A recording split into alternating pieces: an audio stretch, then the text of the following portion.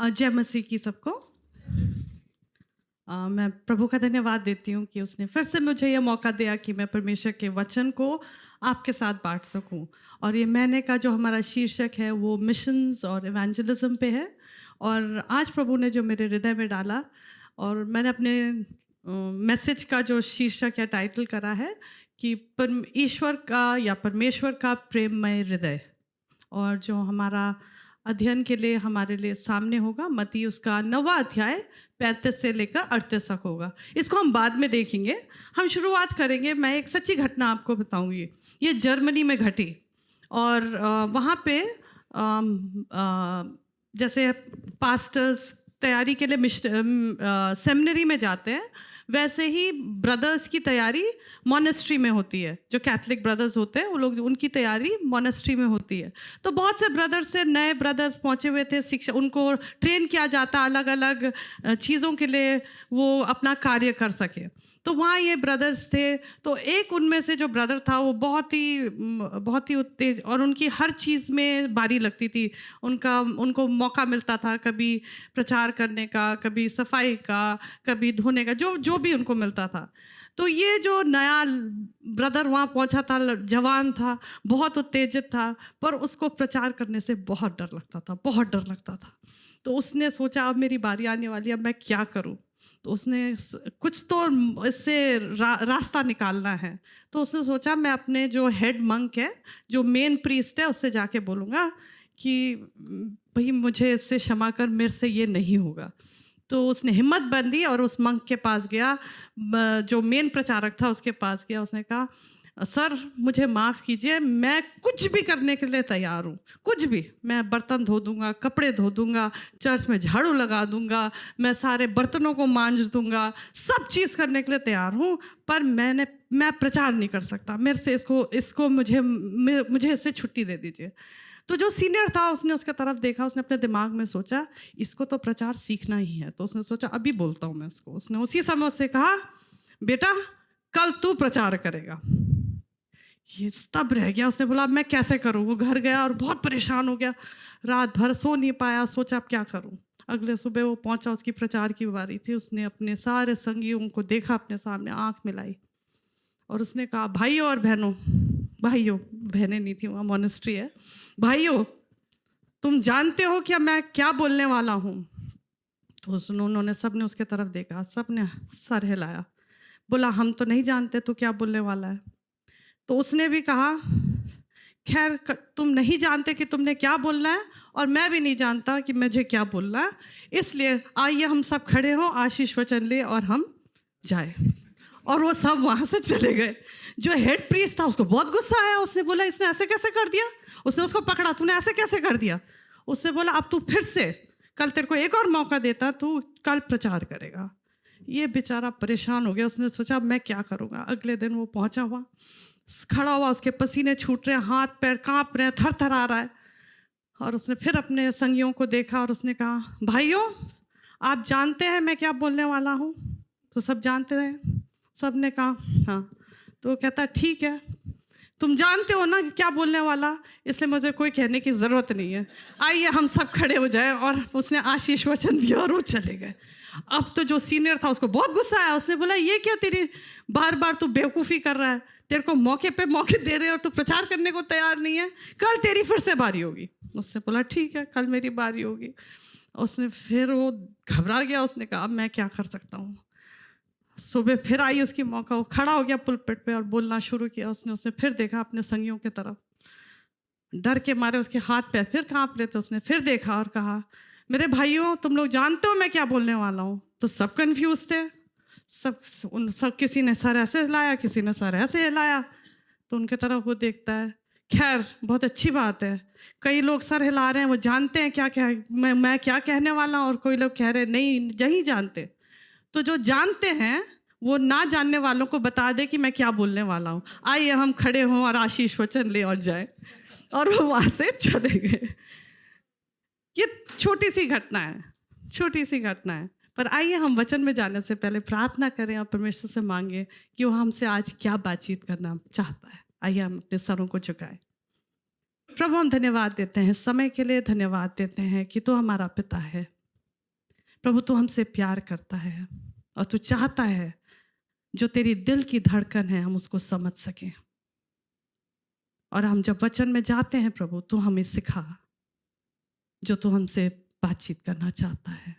हमारे हृदयों को खोल, अपनी आत्मा से भर प्रभु और हमें तृप्त कर। इस समय को तेरे हाथों में सौंपते हैं, इस वचन को तेरे हाथों में सौंपते हैं प्रभु यीशु मसीह के नाम से हम मांगते हैं, आमीन। जैसे मैंने कहा हमारा जो संदेश का शीर्षक है परमेश्वर का प्रेममय हृदय, और जो वचन है मत्ती उसका 9वां अध्याय 35 से लेकर 38 तक। हम इसको पढ़ेंगे और देखेंगे परमेश्वर हमसे क्या बातचीत करता है। और यीशु सब नगरों और गांवों में घूमता रहा और उनकी सभाओं में उपदेश करता, राज्य का सुसमाचार प्रचार करता और हर प्रकार की बीमारी और हर प्रकार की पीड़ा को दूर करता रहा। जब उसने भीड़ को देखा तो उसे उन पर तरस आया, क्योंकि वे बिना चरवाहे के भेड़ों के समान व्याकुल और असहाय थी। तब उसने अपने चेलों से कहा, फसल तो बहुत है परंतु मजदूर थोड़े हैं, इसलिए फसल के स्वामी से विनती करो कि वह अपनी फसल काटने के लिए मजदूरों को भेजे। ये हमने कई बार पढ़ा होगा, और आज जब हम एक साथ एकत्रित हुए हैं तो हम परमेश्वर के हृदय को देखेंगे कि परमेश्वर की लालसा या इच्छा उसकी कलीसिया के लिए क्या है। और जब हम परमेश्वर के हृदय को देखते हैं तो हम सबसे पहला ये देखते हैं कि परमेश्वर बहुत हमसे प्यार करता है, वो हमारे साथ अपना रिश्ता बनाना मांगता है, और उसकी लालसा ये है कि सब लोग उसको पहचाने, उसके पास आएं। और वो उसने हर एक प्रयत्न किया है कि मनुष्य को अपनी ओर वो खींच ले। और हम आज इस जो संदेश को हम देखेंगे कि हमारे भारतवर्ष में और देश में और पूरे संसार में प्रभु परमेश्वर पिता किस प्रकार से कार्य कर रहा है कि वो लोगों के अपने अपने प्रति खींच ले। और जब हम हिस्ट्री ऑफ मिशंस को देखते हैं, इतिहास को देखते हैं, तो हम बहुत से लोगों के जीवनों को हम उनका अभ्यास कर सकते हैं और उससे प्रेरणा पा सकते हैं। तो आज के संदेश में मैंने सिर्फ 5 लोगों और या व्यक्तियों को लिया है जिनके जीवनों को हम देखेंगे और प्रोत्साहित होंगे कि परमेश्वर ने उनको अपने राज्य के बढ़ोतरी के लिए या अपने और लोगों को खींचने के लिए किस प्रकार इस्तेमाल किया। और उन 5 में से हम देखेंगे विलियम कैरी, शायद आप लोगों ने इनके बारे में सुना होगा, एमी कार्माइकल, पंडिता रामाबाई, नारायण वामन तिलक और साधु सुंदर सिंह। शायद जाने माने ये हैं। आज कहानियाँ आप सुनेंगे, उनकी जीविकाओं को थोड़ी सी झलक हम उनके बारे में सुनेंगे कि परमेश्वर ने जब उनको बुलाया तो उनका जीवन कैसे बदल गया और उन्होंने समाज में कितना प्रभाव डाला। ठीक है, तो हम सबसे पहले देखेंगे विलियम कैरी के बारे में। विलियम कैरी वो एक इंग्लिश मिशनरी थे और वो दो काम करते थे।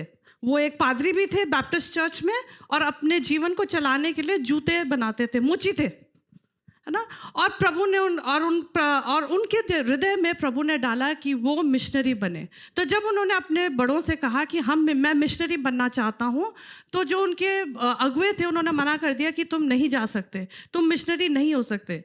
तो उनके अंदर इतना वो था बर्डन, क्योंकि उन्होंने एक किताब पढ़ी थी जो जेम्स कुक ने लिखी थी 1777 में, अ वॉयज राउंड द वर्ल्ड। और विलियम कैरी की एक बहुत क्या बोलते हैं, उसकी एक रुचि थी कि वो अपने कमरे में ना ग्लोब्स और मैप्स वो लगा के रखते थे। बहुत रुचि थी उनको, पढ़ने का बहुत रुचि था। और उन्होंने जब ये किताब को पढ़ा राउंड द वर्ल्ड जो जेम्स कुक ने लिखी थी, उनको पता लगा, उसने उस विवरण में ये दिया था कि बहुत से ऐसे द्वीप हैं जहाँ पे द्वीप तो हैं, लोग भी हैं, पर उन लोगों को प्रभु यीशु मसीह के बारे में कुछ नहीं पता। तो विलियम कैरी के मन में प्रभु ने इतना बोझ डाला कि वो जाए और परमेश्वर का वचन इन लोगों को बताए। पर जो उनके अगुए थे उन्होंने मना कर दिया, तुम नहीं जा सकते। तो उन्होंने वो पीछे नहीं हटे। उन्होंने क्या करा, अपने दोस्तों को इकट्ठा किया और बोला हम एक समूह बनाएंगे और इन प्रचारकों को हम क्या करेंगे, उनको उनकी सहायता करेंगे। और उस प्रचारक समूह में वो सबसे पहले मिशनरी हुए और वो भारत देश में आ गए। अपने कॉफिन के साथ आए, अपने बच्चों के साथ आए, अपने पत्नी के साथ आए। और यहाँ पे कलकत्ता में उन्होंने अपनी सेवकाई शुरू की। उन्होंने क्या करा, वो जूते भी बनाते रहे और साथ साथ उन्होंने प्रचार करना शुरू किया, लोगों को शिक्षा देनी शुरू करी। बहुत ऑपोजिशन हुआ। इस बीच में क्या हुआ, उनकी पत्नी पागल हो गई, उनके बच्चों की मृत्यु हो गई, उनको कोई फल नहीं दिखा। बहुत संघर्ष उन्होंने किया। और फिर क्या हुआ, 7 साल के बाद पहला विश्वासी, पहला मनुष्य, उनके जो व्यक्ति था वो प्रभु के पास आया। फिर उन्होंने क्या करा, विलियम कैरी ने, केवल वो, उनकी इच्छा यही नहीं थी कि सिर्फ वो क्या बोलते आत्माओं को बचाए, पर आत्माओं के बचाने के बाद उन्होंने क्या सोचते थे कि उनको किसी व्यवसाय में वो तैयार करे। उन्होंने क्या करा, उन्होंने भाषाएं सीखी और कितनी भाषाओं में उन्होंने अपनी जो हमारी इंडियन भाषाएं हैं उनमें बाइबल का ट्रांसलेशन किया। सबसे पहले उन्होंने बंगाली में की और वो करते चले गए। उनका प्रिंटिंग प्रेस जल गया, उनकी जो सारी लिखी हुई चीज़ें थी वो ख़त्म हो गई, पर उन्होंने हिम्मत नहीं हारी। फिर उन्होंने क्या करा, केवल वो आत्माओं को नहीं बचाते रहे, उन्होंने सामाजिक सुधारक के रूप में उन्होंने जो उस समय प्रथाएं थी उसका विरोध किया। राजा राम मोहन रॉय के साथ, आपने इतिहास में ज़रूर पढ़ा होगा, राजा राम मोहन रॉय के साथ उन्होंने सती प्रथा का विरोध किया और सती प्रथा का समाप्ति हुई, क्योंकि इन लोगों को परमेश्वर ने वो बोझ दिया कि ना केवल आत्माएं बचे, पर जो समाज है हमारा वो बदल जाए। और वो पूरा समाज, हमारा देश आज हम जो देखते हैं, महिलाओं के लिए उन्होंने बोला। और आज जो हमारा समाज है, उनकी दुआओं, उनकी प्रेरणा, उनके प्रयास के द्वारा आज जहाँ हम हैं, वो हम जो स्त्रियां यहाँ बैठी हैं, उस प्रयास का प्रत्युत्तर है। ये विलियम कैरी का जीवन था। उन्हें क्या कहते हैं, वो आज फादर ऑफ मॉडर्न मिशंस उन्हें कहा जाता है, क्योंकि वो अब जो मिशंस का जो तरीका है, किस प्रकार से सेवकाई करनी है, उसके लिए वो एक मापदंड बन गए, वो एक मार्गदर्शन बन गए। किस प्रकार से ना केवल आत्माओं को बताना है, पर सामूहिक रूप से कैसे हम लोगों की सहायता कर सकते हैं, कैसे समाज में हम लोगों की सहायता कर सकते हैं, और वो प्रभाव को जो प्रभु यीशु मसीह ने हमको दिया है, उनको प्रभावित करके एक समाज में एक बदलाव ला सकते हैं। और वो बदलाव केवल प्रभु यीशु मसीह के द्वारा ही हो सकता है। ये पहला है विलियम कैरी। दूसरा जीवन जो हम देखेंगे वो है एमी कार्माइकल। शायद कई लोगों ने सुना होगा इनके बारे में, कई इन्होंने नहीं सुना होगा। ये एक आयरिश महिला थी और इनके बहुत अच्छे परिवार से थी। उनके पिताजी आटे की चक्की चलाते थे और अच्छा, उनका घर में सब चीज़ अच्छा चल रहा था। पर 18 वर्ष की उम्र में उनके पिता की मृत्यु हो गई। और जब मृत्यु हो गई तो उनका पूरा परिवार गरीबी में आ गया और बहुत कठिनाई से उनका सामना करना पड़ा।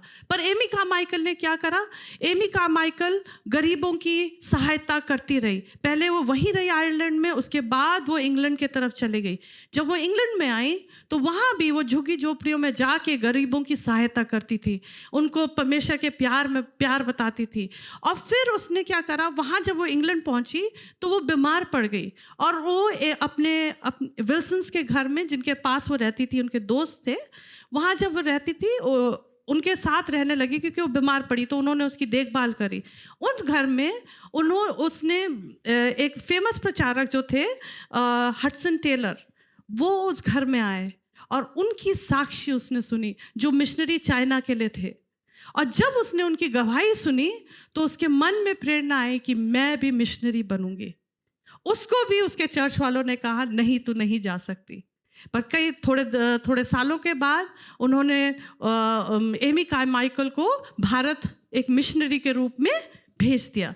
और एमी कार्माइकल दक्षिण भारत में डोनावर में आ गई, तमिलनाडु में, और वहाँ पे उसने क्या करा, उसने भाषा सीखनी शुरू करी। और वो इतनी समर्पित थी जब वो आई, ये तो बहुत बहुत पहले की बात है, जब वो यहाँ भारत में आई तो उस समय क्या था, उसने अपनी वेशभूषा जो भारतीयों की थी वो पहननी शुरू करी। उसने साड़ी पहननी शुरू करी, कॉफ़ी को लेकर अपने बालों को उसने काला करने की कोशिश करी। जो उसके साथ जो मिशनरी थे, अंग्रेज़ मिशनरी थे, उन्होंने क्या कहा कि तू ऐसा क्यों कर रही है, उन्होंने विरोध किया कि हम तो अलग हैं। उसने नहीं, मेरे को, मैं जिस समुदाय में आई हूँ मैं उन्हीं के तरह रहूँगी, उन्हीं के तरह बनूँगी। और वो बिस्तर पे नहीं सोती थी, जैसे सब लोग चटाई लगा के नीचे ज़मीन पे सोते हैं वैसे वो सोती थी। और कुछ सालों बाद क्या हुआ, मैं एमी कार्माइकल सीढ़ियों से गिर गई और वो बिस्तर से उठ नहीं पाई। पर क्या उसने अपनी सेवकाई छोड़ दी? उसने क्या करा, बिस्तर पे लेटे भी 20 साल तक उसने किताबें लिखी, उसने बताया कि क्या हो रहा है, और लड़कियों की उन्नति के लिए, उत्थान के लिए वो काम करती रही। और आज भी डोनावर फेलोशिप जो डोनावर में है, एक उसके उनके जीवन का और उन लड़कियों पे जो प्रभाव था उसकी एक बड़ी साक्षी है। और ये क्यों हुआ? क्योंकि वो प्रभु को जानती थी, वो चाहती थी कि जो प्रभु ने उसके लिए किया है वही वो दूसरों के लिए करे, और अपना सब कुछ त्याग कर, अपनी वेशभूषा, अपना देश, भाषा, सब चीज़ समर्पित कर कर उसने क्या कहा, उसने उन लोगों की सेवा की जहाँ पे प्रभु ने उसको भेजा था। ये थी एमी कार्माइकल, है ना। और उसने एक बहुत ही फेमस उनका कोट है जो कहते हैं, जो कहता है कि आप बिना प्यार करे दे सकते हैं, लेकिन बिना दिए प्यार नहीं कर सकते। You can give without loving, but you can not love without giving. और उन्होंने उस प्यार को अपने जीवन के द्वारा दर्शाया। अब हम तीसरे व्यक्ति को देखेंगे जो है पंडिता रामाबाई। सबने सुना होगा, ये जो स्टैम्प है ये भी 1989 में उनके नाम पे छापा गया, और ये बहुत ही प्रसिद्ध महिला थी। पंडिता रामाबाई के बारे में आप लोगों ने सुना है? ये महाराष्ट्र से थी, और ये इनके पिताजी संस्कृत स्कॉलर थे। और जब ये पैदा हुई उस समय महिलाओं को शिक्षा देने की प्रथा नहीं थी, पर इनके पिता ने क्या करा, इनको संस्कृत सिखाया, और ये पढ़ने लगी और ये बहुत अच्छी स्कॉलर बन गई। ये ना केवल संस्कृत जानती थी, मराठी जानती थी, ग्रीक, हिब्रू की वो स्कॉलर थी। और इन्होंने प्रभु को कैसे जाना, ये महिलाओं के लिए इन्होंने बहुत काम किया, महिलाओं के लिए इन्होंने बोला। और इनकी शादी हुई, इनकी एक बेटी हुई, पर 2 साल के अंदर उनकी पति की मृत्यु हो गई। और उस समय विधवाओं को तुच्छ जाना जाता था, और जो महिलाओं का, विधवाओं का क्या होता था, बहिष्कार होता था, उनको समाज में नहीं रखा जाता था। उन स्त्रियों के लिए रामाबाई ने क्या करा, अपनी आवाज़ उठाई, उन्होंने बोला, और उन्होंने क्या करा, मुक्ति मिशन की स्थापना की, जहाँ पे उन्होंने इन विधवाओं को, जो लड़कियां जिनके माँ बाप मर चुके हैं, अनाथ बच्चों को उन्होंने पनाह दी। और पनाह देने, सिर्फ पनाह ही नहीं दी, उनको शिक्षित किया, उनको वोकेशनल ट्रेनिंग दी, और आज वो एक बहुत बड़ा इंस्टीट्यूट या एक बहुत ही बड़ा समाज है। ना केवल यही किया उन्होंने, पर जब हंटर कमीशन आया तो ये एक बहुत बड़ा, जब आज़ादी से पहले और आज़ादी के दौरान इन्होंने अपनी आवाज़ महिलाओं के लिए उठाई और कहा महिलाओं को भी हमने क्या करना है, सशक्त करना है। तो उन्होंने क्या कहा कि उनके लिए भी शिक्षा के लिए कुछ ना कुछ ज़रूर होना चाहिए। तो उनके बोलने के द्वारा लेडी डफरिन कॉलेज जो कलकत्ता में इस्टेब्लिश हुआ, मेडिकल कॉलेज, उनके बोलने के बाद ही स्थापना हुई। ये प्रभाव था पंडिता रामाबाई के जीवन का। और वो विधवाओं को क्या कहा, एक घर मिला, प्रभु को उनको जानने का मौका मिला। और वो क्या कहती थी, मेरा जीवन केवल मेरे जीने के लिए नहीं है, पर जो बोल नहीं सकते, जिनकी कोई आवाज़ नहीं है, उनके लिए प्रभु ने मुझे रखा है कि मैं उनके लिए बोल सकूं। ये था पंडिता रामाबाई का जीवन। फिर हम देखेंगे दूसरे एक व्यक्ति हैं जो वो भी महाराष्ट्र से है, उनका नाम है रेवरेंड नारायण वामन तिलक। और ये इन्होंने भी शिक्षा के लिए बहुत प्रयास किया कि शिक्षा लोगों को दे। और ये एक कवि थे और स्कॉलर थे, बहुत बुद्धिजीवी व्यक्ति थे, और ये हर चीज़ पढ़ते थे, बहुत ही पढ़ते थे, बहुत प्रेरणा। और इनके जो गीत हैं बहुत ही लोकमान्य हैं। और मराठी में जो इन्होंने 254 गीत लिखे हैं, और जो उपासना संगीत एक किताब है जो बहुत फेमस है महाराष्ट्र में, उसमें 700 गीत हैं। उसमें से 254 गीत जो है इनके हैं, जो आज भी गाए जाते हैं। मेरी मम्मी मराठी पूना से है, और मुझे याद है जब हम बढ़ते थे, जब हम छोटे थे, तो मम्मी जब दुआ और प्रार्थना करती थी, वो उपासना संगीत उनके साथ रहती थी, और रोज़ सुबह वो भजन उनमें से ज़रूर गाती थी। कई गीत वो लोकमान्य तिलक, नारायण वामन तिलक के जो भजन थे वो गाया करते थे। और इन्होंने भी महिलाओं के शिक्षा के लिए बहुत प्रयास किया कि वो शिक्षा पाए और आगे बढ़े। और ये प्रभु को उन्होंने कैसा जाना, वो तो बहुत ये बुद्धिजीवी थे, पढ़ते थे, और उनको बहुत ज्ञान था। एक दिन उनको ट्रेन में एक मिशनरी से उनकी मुठभेड़ हुई, और जब उन्होंने अपने विचार एक दूसरे से बांटे तो उन्होंने देखा जो उनके विचार हैं वो बाइबल से बहुत मिलते हैं। और उन्होंने क्या करा, प्रभु को उन्होंने ग्रहण किया। और जब प्रभु को ग्रहण किया तो उनके परिवार में बहुत विरोध हुआ। वो लोग उन्होंने बहिष्कार किया और उनको अलग उनके समुदाय से कर दिया। यहाँ तक कि उनकी पत्नी जो थी और वो थे और उनका बच्चा जो था 4 वर्ष तक अलग रहे, क्योंकि वो प्रभु के पीछे वो चलते रहे। जब उन्होंने बपतिस्मा लिया तो और भी विरोध हुआ, पर वो प्रभु के पीछे चलते रहे और उन्होंने शिक्षा के लिए बहुत प्रयास किया। और 4 साल के बाद उनकी पत्नी ने भी प्रभु को ग्रहण किया, और उनके बेटे ने भी बपतिस्मा लिया, और फिर वो एक साथ हो लिए। और उनके जीवन का प्रभाव ये है कि जो उन्होंने वो भजन प्रभु के लिए लिखे वो आज भी गाए जाते हैं, बहुत ही लोकमान्य हैं, और बहुत से लोग उनके द्वारा प्रभु के पास आए। ये वो जीवन था जो समर्पित प्रभु यीशु मसीह के लिए था, ना केवल प्रचार करने के लिए, पर जो भी उनके वरदान थे उन्होंने उसको इस्तेमाल किया कि वो प्रभु की सेवकाई में अपना योगदान दे और उसके राज्य को बढ़ाए।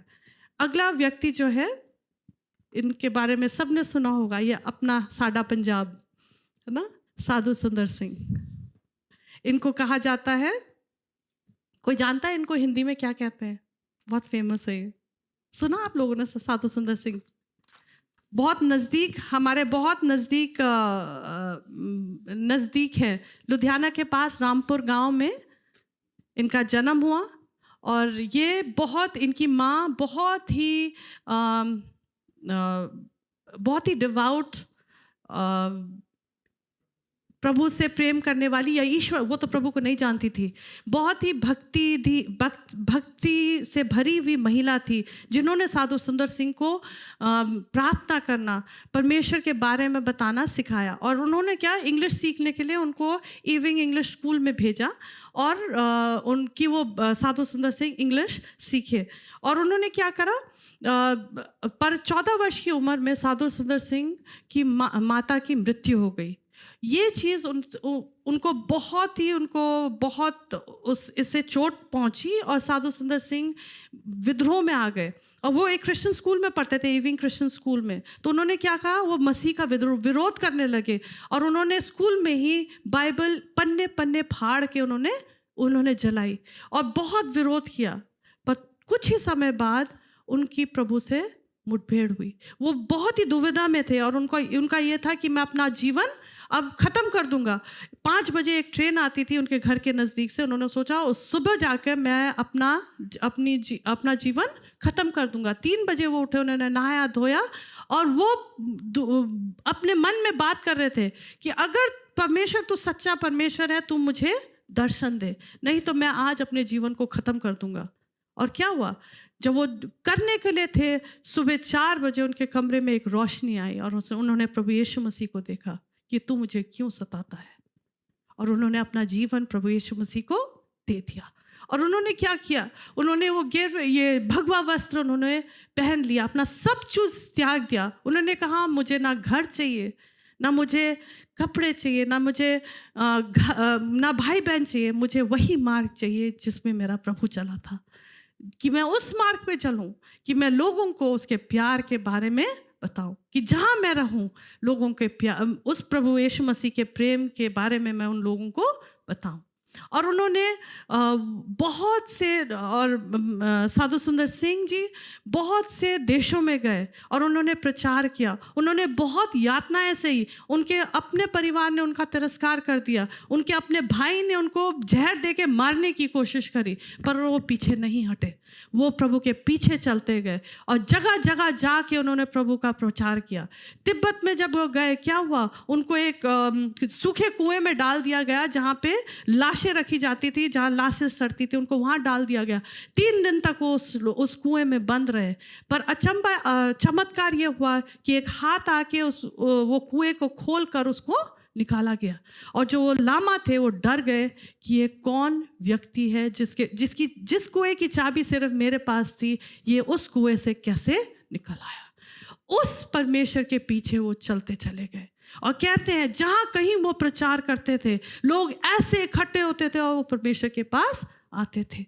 और इनको कहा जाता है जोशीले दिल वाले, जख्मी पैर वाले प्रेरित, जोशीले दिल वाले, जख्मी पैर वाले प्रेरित।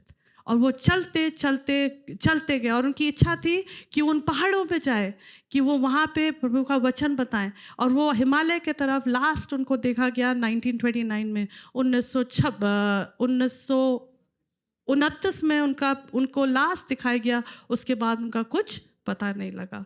इसके साथ एक छोटी सी घटना जुड़ी हुई है जो हम नहीं जानते। मेरे पिताजी बताते थे, जब वो 7 दिन के छोटे थे तो मेरे दादा मेरे पिताजी को उनके घर से लेने गए, दादी के घर जहाँ भी होगा वहाँ से लेने गए। जब वो दादी को वापस लेकर आ रहे थे तो उनकी एक साधु से मुलाकात हुई, और वो साधु ने मेरे दादा से कहा, आपकी ये पोटली में क्या है? उन्होंने बोला, ये मेरा बेटा है जो 7 दिन का है। तो उन साधु ने दादाजी को एक ट्रैक पकड़ाया और कहा, इस बेटे का नाम स्वामी सुंदर सिंह रखना। और मेरे दादा अनपढ़ थे, घोड़ों का व्यापार करते थे, जो पढ़ नहीं सकते थे, वो ट्रैक जो वो कभी नहीं पढ़ते थे उन्होंने पढ़ा और प्रभु को जाना। अब मेरे पिताजी, पापा, वो पूरा परिवार प्रभु यीशु मसीह में आ गया। वो पूरा दादा को पूरे गांव से निकाल दिया गया, पर उसका नतीजा ये हुआ, मेरे पिताजी प्रभु के पीछे चले और कितने लोगों को उन्होंने आशीषित किया। मेरा जीवन भी उन्हीं के वजह से हम प्रभु को जानते हैं। कैसे हम नहीं जानते वो साधु सुंदर सिंह थे या कौन थे, पर यह ज़रूर है कि कोई ना कोई साधु ज़रूर था जिन्होंने उनको प्रभु का वचन बताया। वो लास्ट 1929 में दिखाई दिए और वो तिब्बत की ओर चले गए। तो ये हम देखते हैं कि ये 5 जीवनों को हमने देखा। मैंने इनके बारे में आप लोगों को क्यों बताया? अब अगर हम वचन को देखें आगे की तरफ, कि जो प्रभु यीशु मसीह का वचन जो हमसे जो कहता है कि जब प्रभु यीशु मसीह ने उन भीड़ को देखा तो वो ऐसे थे जो भेड़ बिना चरवाह के है। और प्रभु यीशु मसीह का दिल क्या हुआ? कैसा भर गया? किस चीज से भर गया? तरस से भर गया। वो व्याकुल हुआ और उसने क्या कहा? फसल तो तैयार है, लोग भूखे हैं परमेश्वर वचन के लिए, पर मजदूर कम है। इसलिए फसल के स्वामी से विनती करो कि वे अपनी फसल काटने के लिए मजदूर को भेजें। ये परमेश्वर के हृदय की धड़कन है, ये उसका प्रेममय हृदय है। अब इन 5 व्यक्तियों के जीवनों को अगर हम देखें, उन हर एक व्यक्ति ने परमेश्वर की धड़कन को समझा। अपना सब कुछ छोड़कर, अपना सब देश को, अपने परिवारों को छोड़कर उस क्रूस की ओर देखते हुए जहां प्रभु उनको ले गया वो गए। और उन्होंने क्या करा? जो उनके पास था उसको इस्तेमाल किया कि वो लोगों के लिए आशीष बन सके। मैं आपको अपने जीवन में ईश्वर के उस बुलाहट की तलाश करने के लिए प्रोत्साहित आज करना चाहती हूँ। परमेश्वर ने आपके जीवन में क्या बुलाहट दी है। यह ज़रूरी नहीं कि हर एक को यहाँ खड़े होकर प्रचार ही करना है। परमेश्वर ने हर एक को कुछ ना कुछ वरदान दिया है कि नहीं दिया है? हर एक को कुछ ना कुछ वरदान दिया है और परमेश्वर चाहता है कि हम उसकी ओर ताकते हुए वो जो वरदान है उसको थाम कर उसके लिए इस्तेमाल करें। और जब हम ऐसा करेंगे तो साधु सुंदर सिंह क्या, एमी कार्माइकल क्या, ज्योति क्या, पास्टर जोबिन क्या, भाई दीबो क्या, भाई उपासना क्या, हम सब इस पृथ्वी को बदल डालेंगे, क्योंकि प्रभु यीशु मसीह हमको उस कटनी के लिए तैयार किया है। और अगर हम चाहते हैं कि परमेश्वर हमें इस्तेमाल करे तो हमें तैयार होना है कि हम उस जो बुलाहट परमेश्वर ने हमें दी है उसको सुने और उसके लिए आगे जाएं। और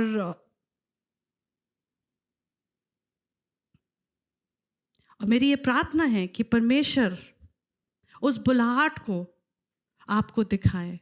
और अगर आप नहीं जानते कि वो बुलाहट आपके जीवन में क्या है तो आप प्रार्थना करें कि परमेश्वर तू मुझे बता कि मेरी बुलाहट क्या है।